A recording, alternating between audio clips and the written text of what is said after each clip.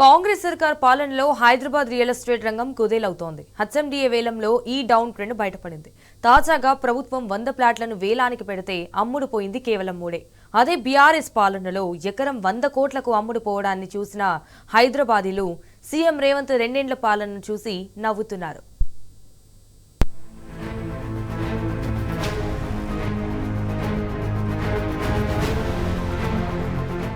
హైదరాబాద్ మహానగరంలో భూముల వేలమంటే అంచనాలకు మించిన పోటీ ఉండేది. రికార్డు ధరలు, లెక్కకు మించిన ఆదాయం లభించేది. బీఆర్ఎస్ పాలనలో ఎకరం 100 కోట్లు పలికిన ఇదే రాజధానిలో ఇప్పుడు చదరపు గజానికి 2000 పెరగడమే గగనంగా మారింది. 100 ప్లాట్లను వేలానికి పెడితే 3 ప్లాట్లు అమ్మేందుకు ముప్పు తిప్పలు పడే దుస్థితి దాపురించింది. హైదరాబాద్ లో అట్టడుగుకు చేరిన రియల్ ఎస్టేట్ ట్రెండ్ కు ఇది ప్రత్యక్ష ఉదాహరణగా నిలుస్తోంది.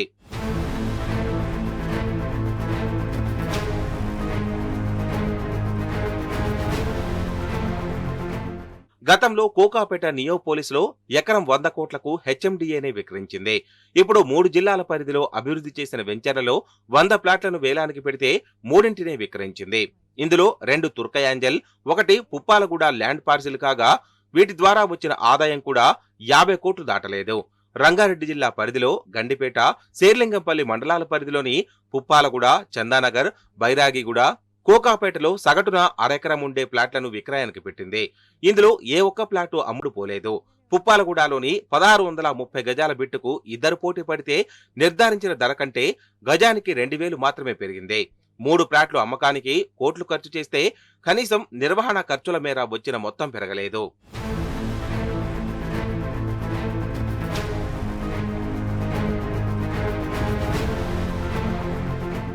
కేసీఆర్ ప్రభుత్వ హయాంలో హైదరాబాద్ నగరం వాణిజ్య, వ్యాపార, పారిశ్రామిక రంగాలతో పాటు రియాలిటీకి ప్రధాన వేదికగా నిలిచింది.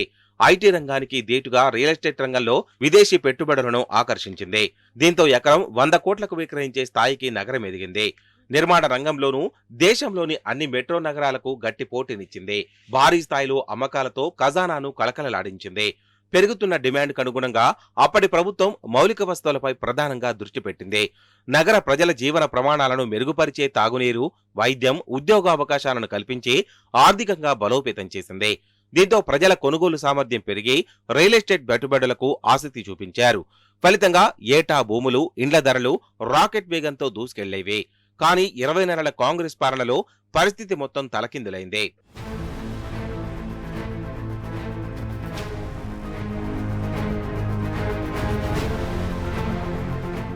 కాంగ్రెస్ అధికారంలోకి రావడంతో కూల్చివేతలకు దిగింది. ప్రభుత్వ భూముల ఆక్రమణల పేరిట పేదల ఇండ్లను నేలమట్టం చేసింది. అనుమతులు ఉన్న రియల్ ఎస్టేట్ ప్రాజెక్టులను కూడా భయభ్రాంతులకు గురిచేసింది. మూసీ ప్రక్షాళన పేరిట బఫర్ జోన్ను నిర్ధారించి దశాబ్దాల కిందటి ఇండ్లను అక్రమ నిర్మాణాలంటూ ఏకంగా నోటీసులను జారీ చేసింది. ఇలా గడిచిన 20 నెలల్లో నగరంలోని రియల్ ఎస్టేట్ రంగాన్ని కాంగ్రెస్ సర్కారు ముప్పు తిప్పలు పెట్టింది. దీంతో రిజిస్ట్రేషన్ ఆదాయంతో పాటు భవన నిర్మాణ అనుమతులు నిలిచిపోయాయి. ముఖ్యంగా హెచ్ఎండిఏ పరిధిలో కొందరు ఉన్నతాధికారులు వసూళ్లే ప్రధాన ఆదాయ వనరుగా మార్చుకొని అనుమతుల ప్రక్రియను ఇప్పటికీ శాసిస్తున్నారు. దీనితో పాటు ఉన్నత స్థాయి అధికారుల నిర్లక్ష్యం భూముల వేలానికి ఆదరణ లేకుండా చేసిందనే అభిప్రాయం ఉంది. హైదరాబాద్ రియాలిటీలో సంక్షోభ పరిస్థితులు రావడానికి కాంగ్రెస్ ప్రభుత్వం, సీఎం రేవంత్ రెడ్డి అమలు చేసిన విధానాలే ప్రధాన కారణమని నిపుణులు చెబుతున్నారు. ఇప్పటికీ మార్కెట్ పుంజుకునే అవకాశమున్న అడ్డగోలు కూల్చివేతలు, నిర్మాణ అనుమతులపై అజమాయిషీ, అవినీతి అధికారుల పనితీరే రియాలిటీకి ప్రధాన సమస్యలుగా మారుతున్నాయని హెచ్చరిస్తున్నారు.